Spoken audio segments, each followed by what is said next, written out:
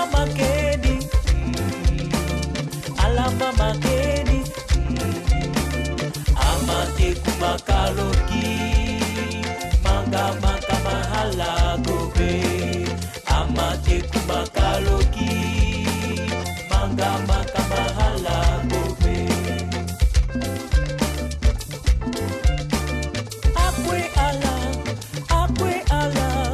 Akwe ala babani amate kumakaloki, manga maka mahala amate kumakaloki, manga maka mahala gobe. Akwe ala babani amate kumakaloki. Ayako, Oui. mais tu vas bien? Oui, pourquoi? Je vais très bien. Mais tu sors d'où là? Tu es Non, venue seulement je pour suis voir. venue au magasin. Mais Oui. cette robe-là, elle est magnifique. Merci. Tu es venue ici seulement pour vendre ou bien tu veux rencontrer quelqu'un? Bien sûr que pour vendre. Mais dans cette tenue-là, Oui, qu'est-ce que ça fait? c'est joli. Oui, bien sûr. Tu vois le tissu. Mais où est-ce que tu l'as trouvé? C'est tonton Gagnant qui est revenu de l'Italie la semaine passée. C'est lui qui me l'a apporté. En guise de cadeau. Comment? Tu la trouves bien? Cette histoire de tonton gagnant, oui, quoi. Toi seul, mais vraiment. C'est trop, moi je ne te suis. Vraiment, sincèrement, je ne te comprends plus, quoi. Quand est-ce que tu vas arrêter cette vie-là? Quelle vie? Tu es en train de me parler de quelle vie? Et puis, ce qui est bizarre, c'est que tu me racontais quelque chose là. Que tu as. Attends. Tu as Laisse-moi terminer moi-même cette histoire. Je te disais que tonton Gagnon était arrivé à la maison, n'est-ce pas? Eric était avec moi. Mon solide étudiant. Mon jeune doux Eric était là. Mais je t'assure, tu sais quoi? Quand il était arrivé Gagnon, tu peux pas imaginer. Mais puisque tu le sais, la superbe et nouvelle Ayoko, elle n'est plus la même. Hein? J'ai su comment le tourner en rond pour qu'il ne s'aperçoive de rien. Allez, c'est que je te dis comment je me suis prise. Attends, quand il arrive, il le voit, il commence par je le disturbe. C'est mon cousin. Il s'appelle Eric. Il est à l'université, mais il est en train de galérer, qu'il a des problèmes. Sur le coup, il sort 50 000 francs. Oui, ça c'est pour Eric.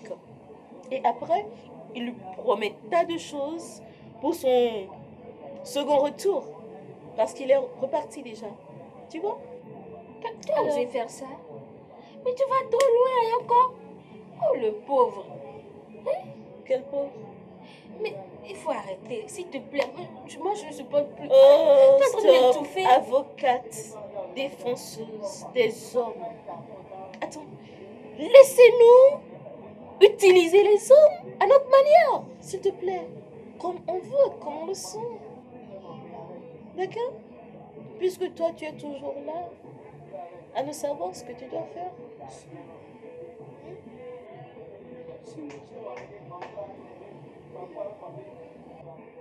Dis-moi.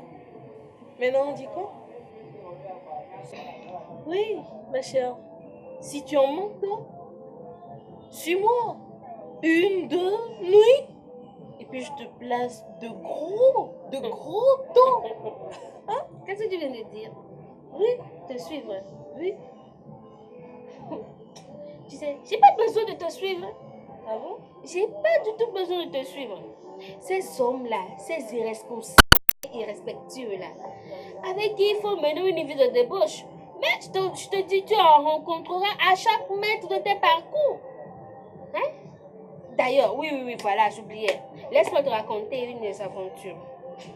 Les aventures. Oui. La fois passée, je rentrais à la maison après une réunion d'église, bien sûr. Lorsque j'avais rencontré un jeune homme du nom de... Son nom m'échappe. Comment je peux oublier? Oui, Difa, voilà, Difa. Il m'a dit qu'il s'appelle Difa. Difa, voilà, il était dans une voiture là, vraiment bien habillé.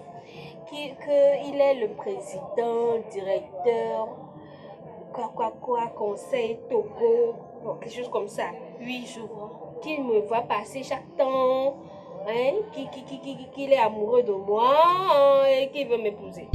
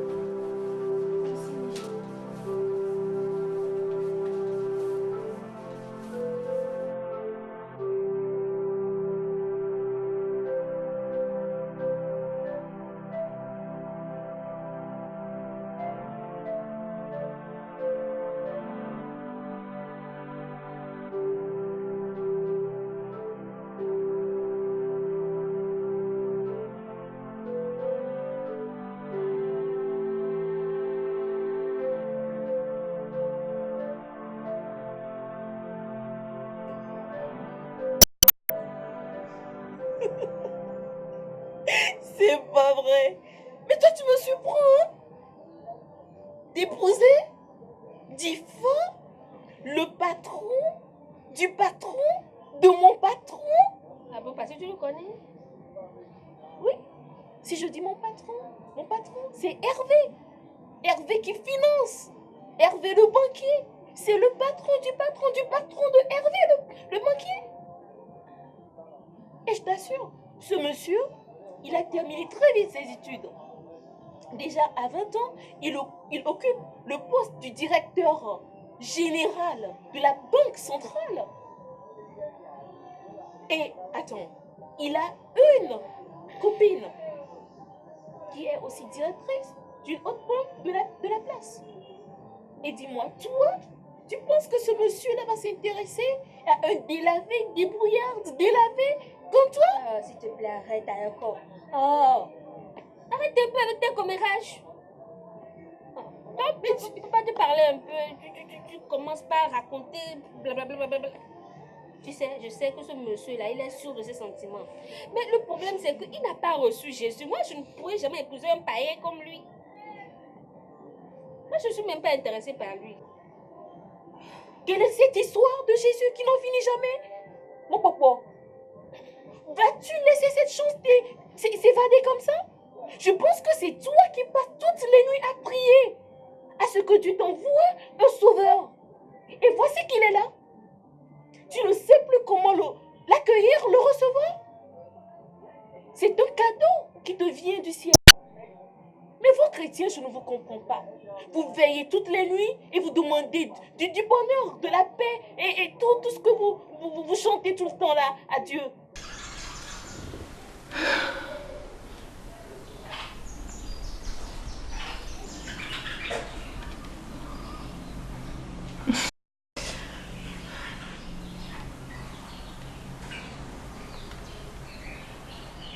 Mais Kim, il est beau. Qu'est-ce qui nous est arrivé?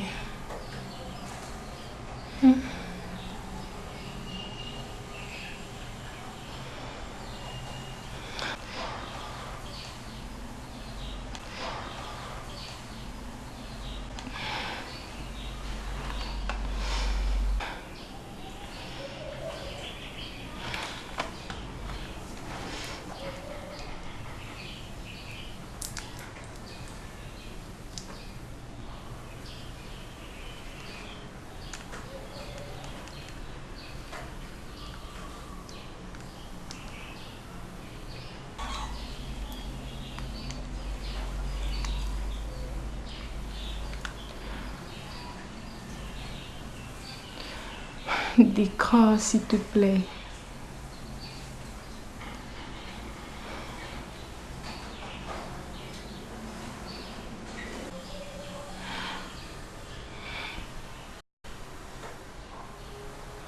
Décroche.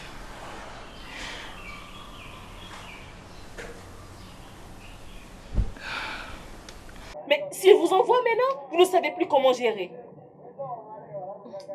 c'est ce gros présent que tu t'envoies passer à ta gauche. Bravo, grand pasteur. Mais c'est pas que tu es devenu pasteur, ma chérie. Hein? Donc, la volonté de Dieu pour moi, c'est qu'il me donne un païen en mariage. Quelqu'un qui n'a pas reçu Jésus. Jésus, j'en ai marre. Tu sais quoi? D'accord? Non, j'en ai marre. Laisse-moi te dire, il n'y a aucun lien entre la lumière et les ténèbres. C'est deux choses différentes. Tu comprends? Voyons. D'abord, c'est qui la lumière? C'est qui les ténèbres? Tu sais, laisse-moi te dire, moi, mon coco, rien ne pourra m'arracher de l'amour du Seigneur. Que ce soit les belles voitures, les belles maisons, les grandes choses de ce monde, je ne sais pas, les richesses, les bijoux, les perles, voire le manger, le boire. Mais rien de tout ça ne pourra m'arracher de l'amour de mon Dieu, manifesté à mon égard à travers le Seigneur Jésus-Christ. Rien du tout. Tu comprends? Tu sais quoi? Je veux revenir sur ton histoire de ténèbres et de lumière. Regarde, ce bon monsieur, tonton Difa, hein? C'est un homme respectueux, respectable. Regarde comme il est ciré tout le temps, tiré à 4 épingles. Et regarde-toi. Et puis, tu me dis que tu n'as pas besoin d'argent, alors que, non, excuse-moi, mon coco. Non, Ayoko, je t'avais dit. Entre toi et cette personne qui ressemble à la lumière, qui ressemble aux ténèbres, s'il te plaît, tu n'étincelles pas, tu ne brilles pas. Merci. Mais lui, par contre, mais ouvre les yeux. D'accord? Merci pour tes conseils, mais laisse-moi te dire une dernière chose avant de partir. Que servirait-il à un homme de gagner tout ce monde? Tout ce dont tu parles là, l'argent, les voitures, je ne sais pas quoi encore, mais perdre sa vie. Tu sais, la vie en Jésus vaut mieux plus qu'un trésor. Tu comprends? S'il te plaît, regarde. Tu ne flashes pas. Merci beaucoup. Ce monsieur, Bonne journée. c'est pas vrai. C'est pas vrai. C'est pas vrai du tout. Monsieur Difa. Tonton Difa. Ce monsieur que tout le monde apprécie. Toutes les filles voudraient être avec cette personne. Et moi-même ici, je ne serais pas mécontente de l'ajouter à ma liste. Bon, voilà. Et puis, non, cette fille-là. Ok. On est créé différemment. Il y a des gens qui n'ont pas d'ambition. La fois passée, j'étais vu avec le même gars. Et pour cette fois-ci, je crois qu'il est en train de vouloir connaître mieux sur Christ. Mon frère, au contraire, il ne s'est pas désarmé. Il voulait même me prendre en mariage. Ça, je sais que sur ce terrain, tu es insaisissable. Mon frère, Je te connais, tu es une fille sérieuse et qui craint Dieu. mais cette fois-ci, figure-toi que ça ne sera pas facile. Ah bon? Qu'est-ce qu'il y a de difficile dans ça? Mon frère, je ne peux vraiment pas te cacher la torture morale qui m'agace actuellement. D'un côté, les menaces des parents, la galère, oh mon frère, la vie dans la promiscuité et les conseils de mon environnement, mon frère, qui ne cesse de me projeter un avenir radieux, enviable, mais malheureusement sans Christ. De l'autre côté, il y a la doctrine chrétienne qui sort son carton rouge pour m'intimer l'ordre de sortir du monde et de mener une vie consacrée à Christ. Je suis partagée entre les deux, je ne sais plus quoi faire, mon frère. Mon papa, arrête. N'agis pas de la sorte. Résiste au diable, il fera l'œil de toi. Mon papa. Pourquoi? Tu sais, telle voix paraît juste devant les hommes. Mais l'issue est dangereuse et suicidaire. Ne sois pas aveuglé par l'apparence trompeuse de ces hommes qui ne veulent que jouir de leur proie et une fois satisfaits, les laissent pour d'autres conquêtes. Ce faisant, il laisse derrière une bande de victimes ruinées futures. C'est ce que tu veux que toi et tes enfants deviennent. Sois prudente, hein. Mon frère, tout ça là, je connais. Je connais tout cela par cœur, mon frère. Mais tu oublies que je vieillis. Hein? J'ai déjà 27 ans. 27 ans, c'est peu. C'est peu, tu trouves? Mais ça ne suffit pas pour que je me marie, mon frère. Je sais, mais attends la volonté de Dieu dans ta vie. La volonté de Dieu, toujours la volonté de Dieu. Mais quand est-ce que cette volonté-là va s'accomplir dans ma vie? Hein? Toutes mes petites sœurs se sont mariées et elles ont leurs enfants. Hein? Mes amies se sont toutes mariées. Ça fait longtemps que j'attends. Mais rien d'intéressant n'arrive. C'est toi, mon papa. Ou bien c'est quelqu'un d'autre? C'est moi, mon frère. Et laisse-moi te dire, ce qui m'énerve le plus, c'est qu'en faisant le tour de nos églises, on ne sent pas la présence d'hommes dignes, quoi. Tu me comprends? Hein? Des hommes civilisés. Je ne sais pas si toi tu as fait le tour, si tu as fait la remarque. Hein? Des hommes capables de répondre aux besoins matériels d'une femme. Toi, tu n'as pas remarqué? Je te dis la fois passée, hein, j'ai dû refouler violemment 3 frères qui ont osé s'approcher de moi. Le premier, un cireur de chaussures.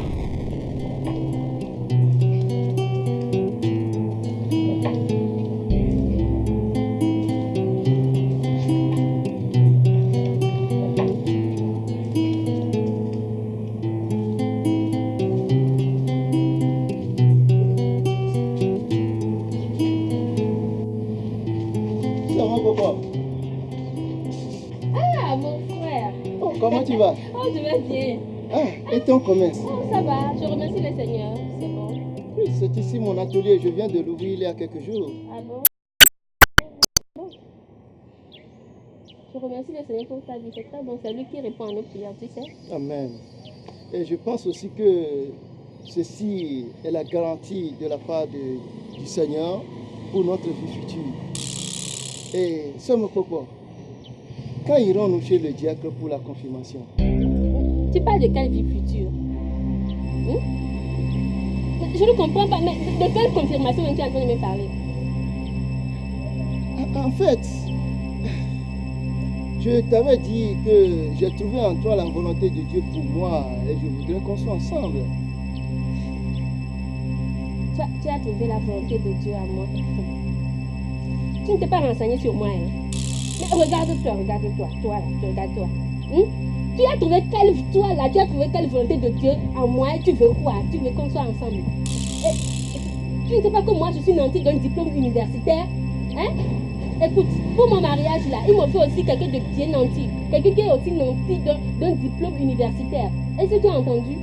Mais on pourra jamais s'entendre, on ne pourra pas être ensemble, c'est pas possible. Je ne pourrais pas me marier avec toi. C'est pas possible. Mais on ne pourra pas s'entendre sur bon nombre de choses. Est-ce que tu as compris? C'est impossible. Mais je ne peux pas me marier avec un cordonnier comme toi. Mais tu sais que les voies de Dieu ne sont pas les nôtres. Écoute mon frère, tu vas arrêter de me parler de cette histoire de mariage. Une bonne fois pour toutes. Est-ce que tu as compris? Si tu veux qu'on entretienne de bonnes relations là. Est-ce que tu as compris? D'ailleurs, il faut que je m'en aille.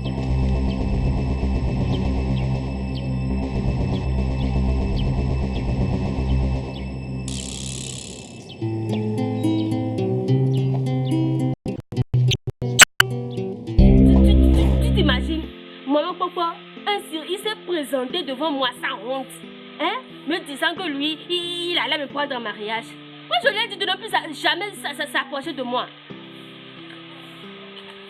Le second, un réparateur de vélomoteur. Hein? Il veut aussi épouser mon papa. Moi qui suis nantie d'un BTS en assurance, il veut m'épouser. Et lui-même, il m'a dit qu'il en a déjà parlé avec le pasteur. Et le troisième, un maçon. Ce maçon-là veut aussi épouser mon copain. Moi, je les ai tous refoulés. Hein. Moi, je n'aime pas ces gens d'embêtement-là. Commençons par le commencement. La sœur est contente d'avoir refoulé violemment 3 frères qui ont osé s'approcher d'elle.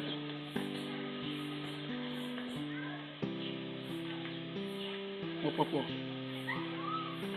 soumets-toi à l'Éternel. Qu'est-ce que tu fais comme ça?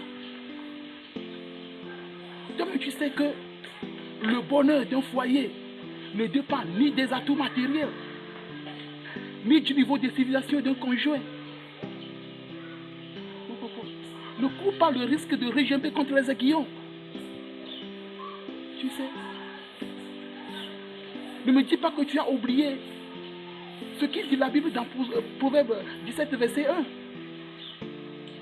Mieux vaut un pain sec avec la paix qu'une maison pleine de viande avec des querelles et des bagarres. Mon papa, soumets-toi à Christ. Confie-lui ton sort. Et je sais qu'il agira. Prie. Et après avoir prié, ouvre les yeux. Enfin, merci beaucoup pour tes conseils. Je vais devoir te quitter. Au revoir. Passe une bonne journée. On revient. Reviens. Assois-toi. Prions comme d'habitude.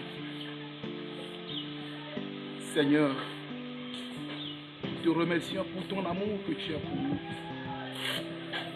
Toujours tu es là avec nous et tu nous soutiens. Tu nous as dit dans ta parole que si nous tombons dans les situations défavorables, il faut que nous t'invoquons. C'est pourquoi, Seigneur, maintenant je t'invoque. Viens dans ta plénitude et sois avec la sœur. Regarde la situation qu'elle traverse.